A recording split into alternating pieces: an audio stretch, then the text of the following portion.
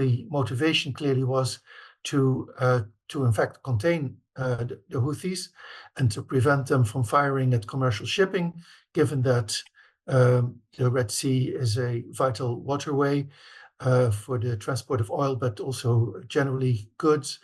And so the question is really whether this can be effective.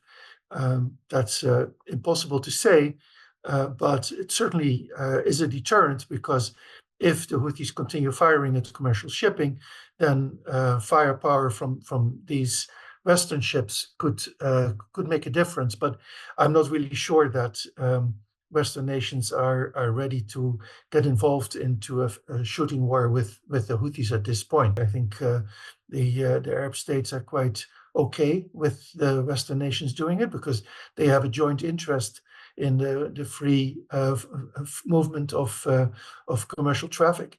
But don't think the Arab states are as keen to get into a fight with the Houthis as perhaps the Western nations are. I'm not sure the Western nations are keen to get into a fight with the Houthis either, but they would want to establish the deterrent power.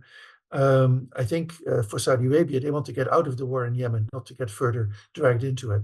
Clearly for Saudi Arabia, which is heavily involved in negotiations with the Houthis, to join such a coalition now would probably mean a breakdown in these talks with the Houthis, and that's not what Saudi Arabia wants.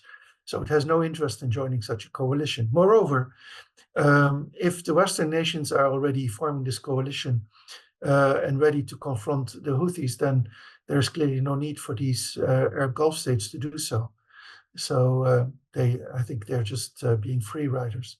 What we're seeing, of course, is that the insurers, in particular, of commercial shipping are raising their rates, and that is adding cost. Plus, there will be delays, especially if ships are deciding that it's not worth the risk and the cost for them, and they will avoid the Red Sea, which means they would have to go around the African continent, which is going to lead to delays in the delivery of goods. So overall, that means that the costs are going to go up for the consumers, and that's we're talking globally. Now, I don't think the deployment has any impact on the war in Gaza.